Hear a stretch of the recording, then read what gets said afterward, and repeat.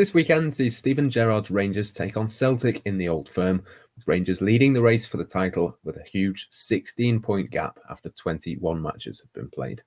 So far this season in the Scottish Premiership, Rangers, who haven't won the league since 2011, have picked up 19 wins from a possible 21, scored 56 goals and kept 17 clean sheets. Meanwhile, in Europe, they'll face Belgian side Royal Antwerp in the last 32 of the Europa League, having topped a group containing Standard Liège, Lech Poznan and Benfica. Clearly, Steven Gerrard will be among the candidates when Jurgen Klopp leaves Liverpool, but just how impressive has his spell at Rangers been so far? Others on the list might include Klopp's assistant Pep Lijnders or Xabi Alonso, two people Blood Red has done podcasts on over the last couple of weeks, plus the likes of RB Leipzig boss Julian Nagelsmann and maybe a few more. I was always in the camp of thinking Gerrard might need another move between Rangers and his dream job at Anfield. But how much has this season changed that, not just in terms of results, but also performances and style? Klopp has clearly influenced Gerrard, but it might be even more than that, as we're just about to find out. So my first guest is Jonny McFarlane, live sports editor at the Daily Record in Glasgow. And Jonny, thank you for joining me. I mean, first of all, it's not done and dusted yet this season, but Steven Gerrard's Rangers appear to be absolutely flying so far. Yeah, they're absolutely flying, but I would implore you, Matt, not to say that it's even close to being done and dusted based on what Celtic have done over the last 9 years. They have a squad full of winners, and as far ahead as Rangers are, honestly, if you watch Scottish football closely, you would not discount Celtic. If they win their 3 games in hand, it's 7 points, and they're a long way from being out of this yet. But certainly, Steven Gerrard has done a magnificent job this season and a very good job generally over his time at Rangers. He's yet to win silverware with the club, which is a big deal because Rangers is a club that's entire ethos is about winning and lifting trophies. But what we've seen is slow, steady, methodical, intelligent, obvious progress from his Rangers side. And he's taken that up another level this season. Yeah, I mean, obviously, we know sort of broadly what Steven Gerrard has been doing. We know how well a job he's done. You only have to look at the numbers and the stats for that to sort of be apparent. But can you talk us briefly through sort of Steven Gerrard's playing style, the way that he sets his team up? Because it sounds like that is a very impressive part of his coaching as well.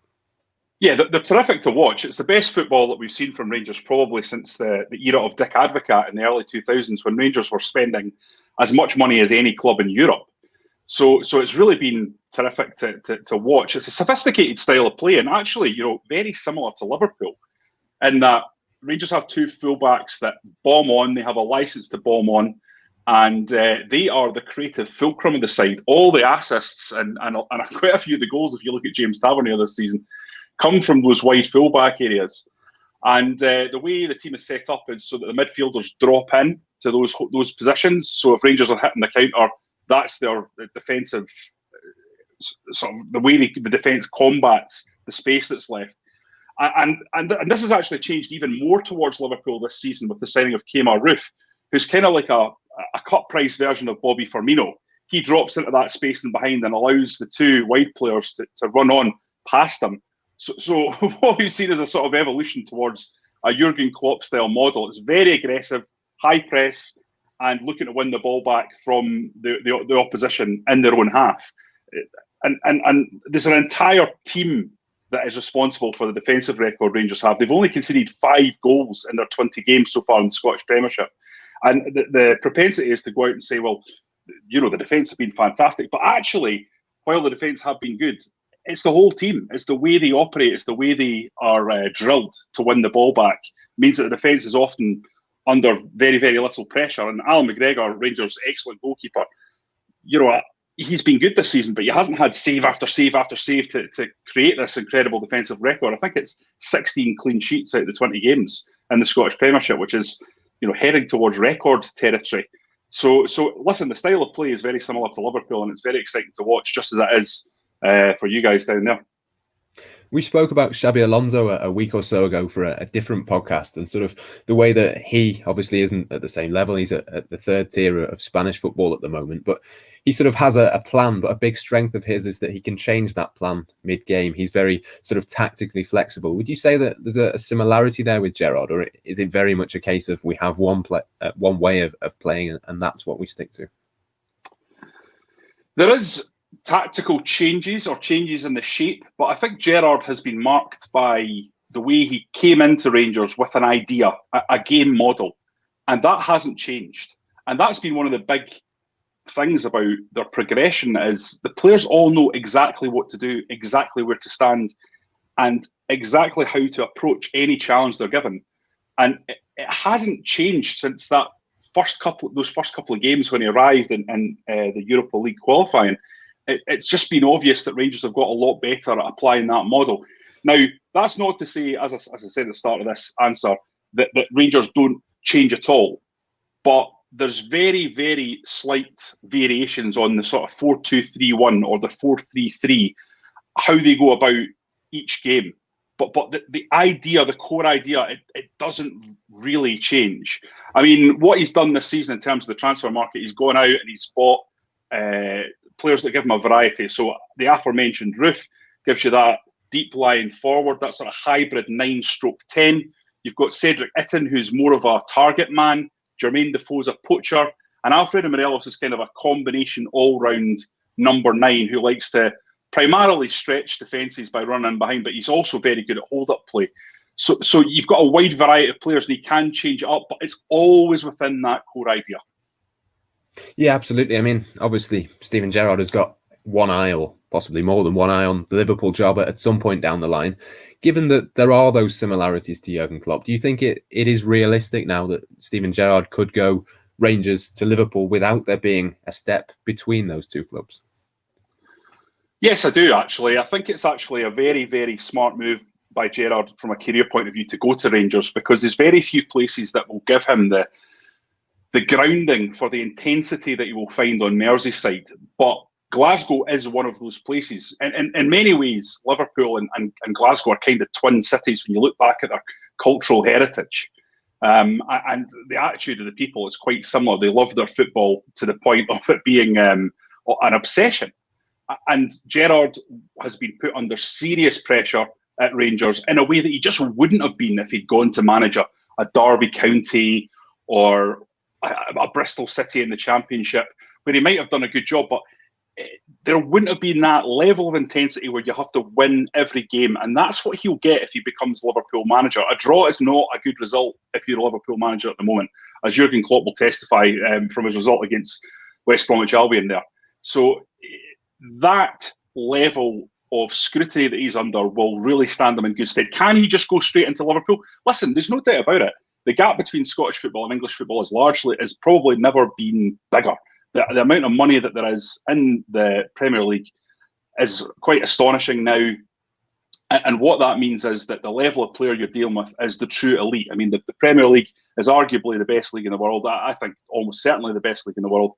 And that means you're dealing with the absolute best players. So it is going to be a jump from what he's used to at Rangers. But Rangers, listen, on the European scale, are a very good team. You've seen what they've done in the Europa League in the last 3 seasons.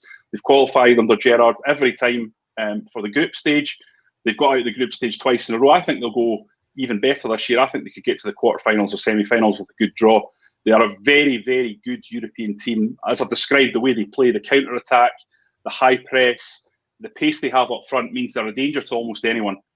So, listen, it would be a jump to go into Liverpool, but he's learning to be a statesman at Rangers. He's improving in that regard every season. I think he's talked about in an interview that he did with The Athletic in the last couple of days that he's changed slightly as a manager. He tries to not to get too up or too down anymore. And we've absolutely seen that in terms of his after-match responses to the media. So I definitely think he's on an improvement curve, and we've seen that so far this season. That's not to say he's won anything yet. You know, there's still a long way to go in this league title, and he will need to, I think, win something or at least probably several things to keep him in contention for this Liverpool job, because he will be taking over a trophy-winning juggernaut should he take over from Jurgen Klopp. It's interesting there that you mentioned the sort of emotional side of it as well. We saw at times Steven Gerrard got very carried away as a player at certain times, and there were certain occasions where maybe he lost his head. And I wondered, whether that would sort of translate into management as well. But do you think he sort of changed in that regard? And I suppose that the big test of that will be if Rangers can hold on to this lead and go on and win the league title this season. Yeah, well, I think we've seen that, what you've just described from Steven Gerrard, the manager. It was highly criticised last season when Rangers went to Parkhead, which is Celtic's ground, Celtic Park, and they won 2-1. And it's the first time in, I think, 10 years that Rangers had won on Celtic's patch. And he reacted with an explosion of emotion at full time. And, Sky had pointed the camera right at him, but you could see the relief and the pressure that had been lifted off him and the pure joy.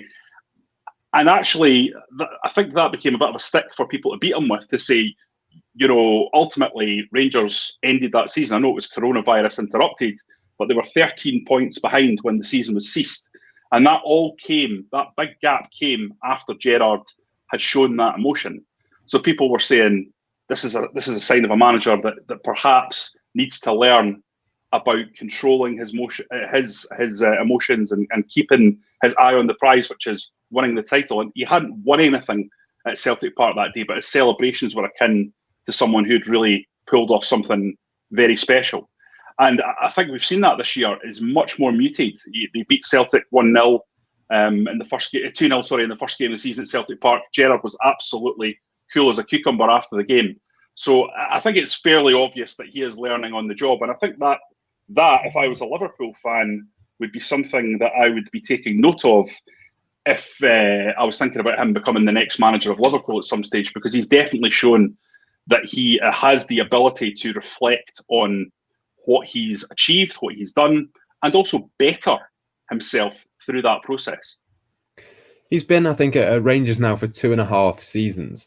Just as a final question then, how long do you think that Rangers job can fulfill Steven Gerrard? How long do you think he could be there and continue his development as a manager? Does he sort of stay there and almost build a dynasty at Rangers, if that's possible? I know that's obviously very difficult with Celtic there as well, but how long do you think he could stay in Scottish football before maybe not the Liverpool job, but maybe another job might catch his eye? Well, it's difficult to answer that one. I think he'll be enticed and attracted by the prospect of Champions League football. So I think Gerrard would probably look at this and say part of his job is to bring Rangers back to where they were before they got themselves embroiled in this sort of financial meltdown of 2012. And that would be performing in the Champions League and performing to a reasonable level.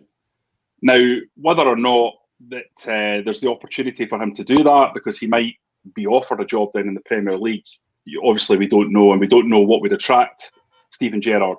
But I think it would have to take something quite impressive to take him away from Ibrox, because he's got everything there. He's got the backing of the board. He's beloved by the fans. He's got a tremendous training ground that the club have pumped a lot into to make sure it's state of the art. They've been pumping a lot into the surroundings at Ibrox to make sure that the players have absolutely elite standards. He's got a director of football in Ross Wilson that was one of the most admired in the Premier League when he was there with Southampton. So the structure at Rangers is terrific, and the opportunity to win a couple of league titles, win a few trophies, and play Champions League football is an attractive one, despite it being in a less attractive league, let's be honest, in the Scottish Premiership. So you compare that with, say, going to a lower league Premier League side, a West Bromwich Albion, or say a Bournemouth who've just been relegated down to the Championship and have their parachute payments in place, which means they can spend a bit of money. Does that really prepare you more for the Liverpool job, which we all know is his ultimate aim? I don't think so, I think it would have to be something like an Arsenal, for example, for Steven Gerrard to be really enticed to go along with that. And let's be honest, it has to be the right move, because if Steven Gerrard does have his eye on the prize and he goes to, say, for example, one of these lower sides that we've been talking about, lower Premier League sides, and it doesn't work out, then it's kibosh the whole thing. So he has to be very smart about his next move. And I think he's always been very considerate and careful about whatever moves he's taken in his career, whether it be turning down that Chelsea opportunity when Jose Mourinho was there, and it was a real obvious opportunity for him not just to win another Champions League, but to win the Holy Grail for him, which was the Premier League, and he didn't do that. And his entire brand has been about loyalty. So I just can't see Gerrard jumping at the first opportunity just because the Premier League's a better league. I think he knows at the age he's at, he's going to have plenty of opportunity to stake a claim for himself at the top level. But, never say never in football, and money sometimes talks, and opportunity sometimes talks. So if a huge club were to come in and make him an offer, I think Steven Gerrard, might be enticed to go, but I don't think he would do so before the end of a season. Yeah, really, really interesting stuff. Thank you very much, Jonny. I think it's pretty clear that Steven Gerrard has got almost a perfect club, really, to prepare for this Liverpool job, if that is to come at some point, certainly further down the line. But yeah, 2024, the year to watch out for, I think, Jurgen Klopp moving on at that point, and it certainly sounds like Gerrard is rightly on that shortlist. I'm now joined, as you can see, if you're watching on YouTube, by David Hughes, football scouting and tactics writer and regular, of course, on the Analysing Anfield podcast as well. Dave, we've obviously got you onto this particular podcast for a tactical look at Steven Gerrard's Rangers, and we will pick apart his team in just a second. But, I mean, first of all, just a little bit more generally, we know that Gerrard worked under Rafa Benitez. He admired Jose Mourinho. There's obviously elements of Jurgen Klopp in there as well. I mean, how clear is it, do you think, that he's sort of taken bits from each of the managers that he worked for or admired? Yeah, I think that's a really good point. If you look at his Rangers side this season, there's almost a perfect blend of ideologies from all those names you mentioned. And you think of Klopp, you think of this kind of free flowing attack. And Rangers currently are averaging nearly 3 goals per game at the moment. The attack is just unstoppable for many teams to come up against. But this isn't at the expense of the defence. They've conceded just 5 goals all season, tons of clean sheets. Okay, the expected goals against is double that amount, but it's still by far the best in the division, much better than I think second place Celtic. So yeah, you've kind of got. You've listed 3 managers there who bring different things to the table. And I do think what we're seeing in this Rangers side, in Gerrard Rangers side, is kind of the best facets of each. Yeah, very much so. I mean, I'm sure, will have seen Steven Gerrard as Liverpool's under-18s manager, obviously, including, sort of Curtis Jones and those sorts of players. I mean, how different as a manager do you think he is, and as a coach as well, from then to now? Obviously, he will have come a long way with the senior side and having learned different bits. But do you think there's been a clear development from him from a coaching side as well? Oh, yeah, definitely. I think if memory serves me right, I think I was at his first game as manager, and I'm pretty sure it was his first job as a manager. I don't think he was anywhere. He was a manager in the other sides before the under-18s. I know he was a coach, but I'll have to double check that. But yeah, it was a 3-2 victory against Blackburn. I remembered it well. Down at Kirby, it was a nice sunny day.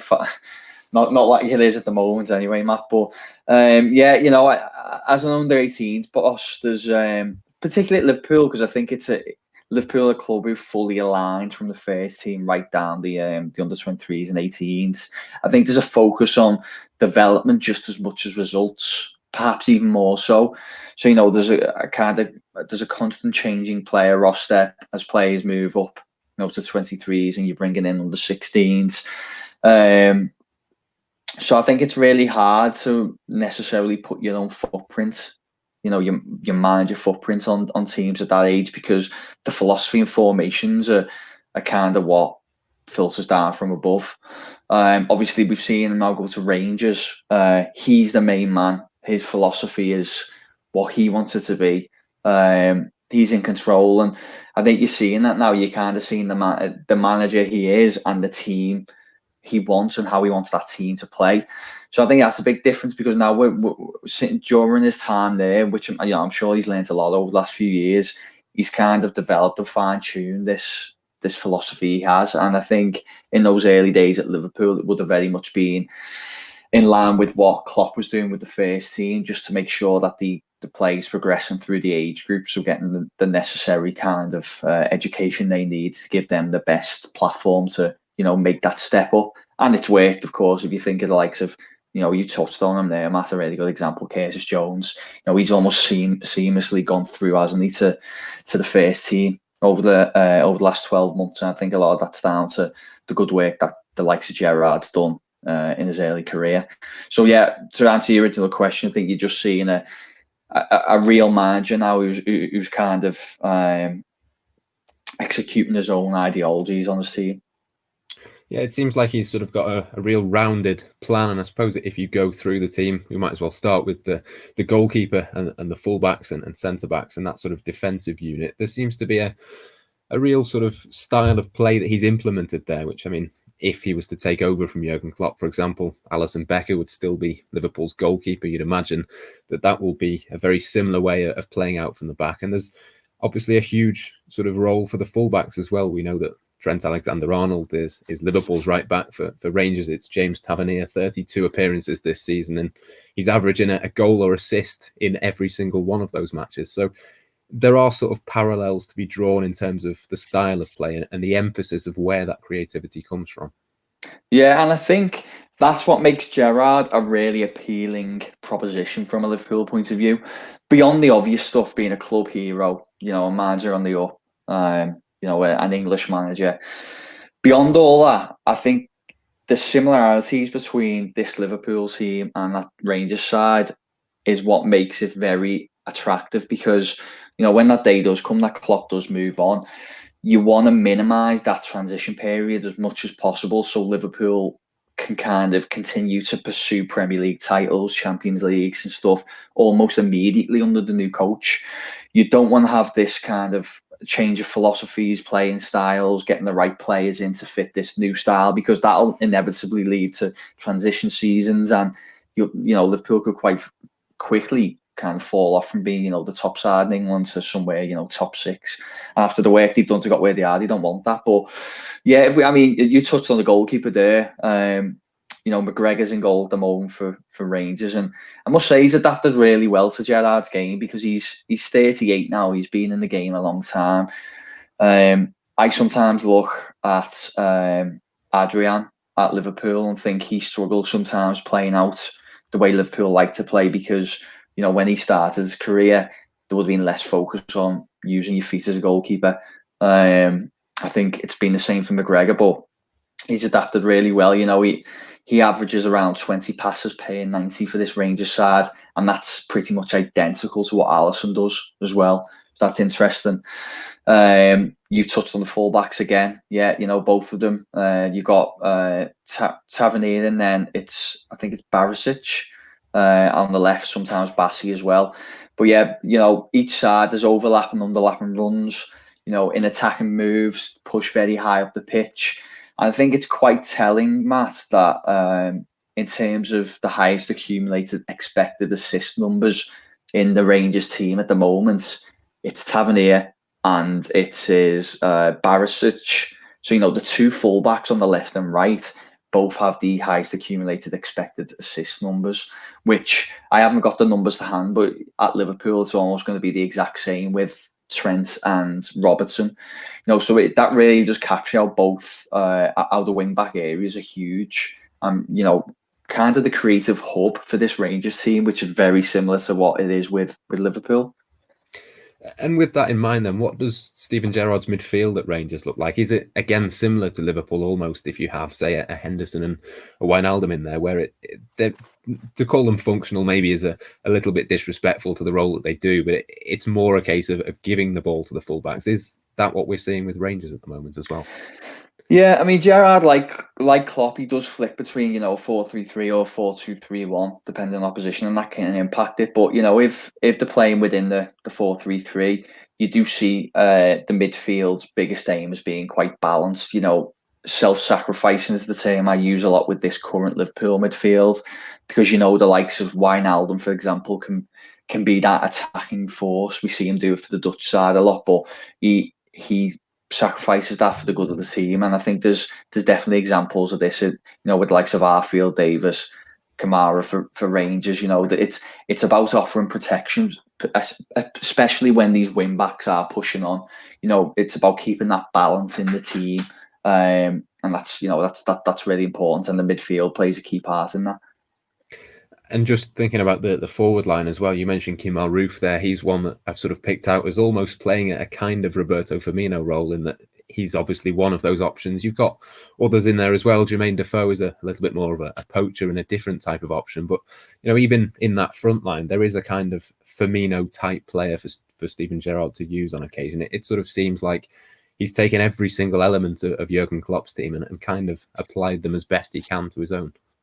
Yeah, and that's it. I think the term you use there is important. Best he can. We know that Firmino is so unique in what he offers as a player. I don't think there's very many like him at all, and I struggle to think of any carbon copies in the Premier League. I think some people have talked about maybe when Arteta first come in, they were trying to tout Lacazette as that type of player for them. We've seen since that just hasn't been the case. So I think sometimes at Rangers you may see that number 9 position maybe be used a little bit more as a traditional number 9, just kind of spearheading the attack. Whereas at Liverpool we'll see Firmino be more like almost like a hybrid number 10. But you are right, there has been evidence of using the likes of Kemar Roofe as that kind of player. And it is, again, it's all just, kind of replicating the best qualities of the Liverpool side and trying to implement similar versions at Rangers, because obviously it's a successful way of setting your team up. And just to finish then, in terms of the sort of front players as well, we have Ryan Kent, of course, a former Liverpool player, presumably one that Steven Gerrard will have been working with, or certainly aware of it at the same time, possibly with the under-23s when he was with the 18s. But again, is there a sort of similarity there in the way that he sets him up positionally compared to, say, Mohamed Salah or Sadio Mane? Obviously not the same quality, but perhaps the same sort of positions on the pitch. Yeah, there is. The big one, although it's quite common in football, I think Liverpool are really good examples with Mane and Salah. I think kind of using almost inverted wingers, and what I mean by that is, for example, Kent. He plays a lot on the left, but he's actually right-footed, isn't he? So that to me says that his role is more specifically focused on cutting in and scoring goals, as opposed to necessarily, trying to create them as such.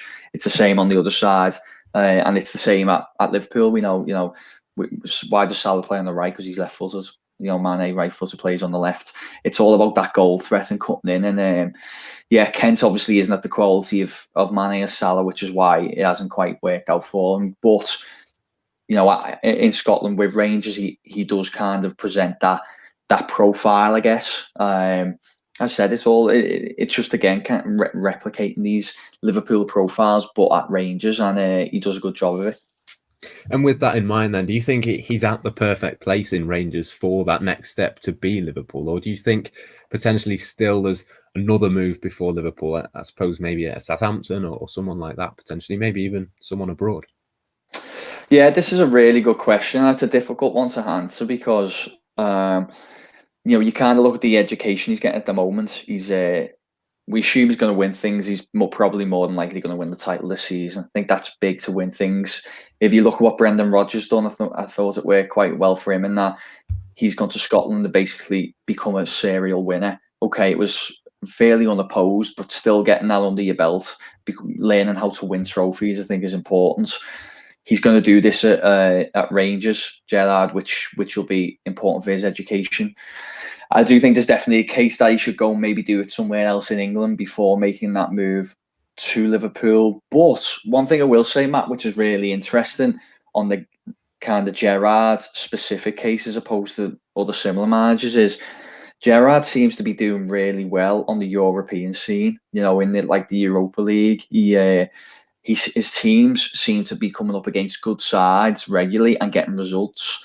And I don't think Rodgers done that with Celtic at all. And I just wonder if maybe that could be that education process of coming up against these tougher sides. And if you're still coming up against them and picking up results, then do you need that stepping stone in between Rangers and Liverpool? I don't know. It's a tough one to say, but I'm not ruling out that the suitability of potentially going from Rangers in a few years to overtaking Klopp, because he's going to have the full support of the club as well. The fans will be 100% behind him, and just these little things, he'll get a lot of time to start getting it right, and I just think it could work, Matthew. Yeah, really interesting stuff. Thank you very much to David Hughes. Before him, Jonny McFarlane as well. Some really fascinating insight from both of them on Steven Gerrard, who's certainly doing his chances of succeeding Jurgen Klopp at Anfield no harm at all. Klopp is, of course, under contract at Anfield until 2024, but there are far from any guarantees that he'll stay beyond that. So is Steven Gerrard deserving of his place on the shortlist? It certainly seems that way from his time at Rangers so far.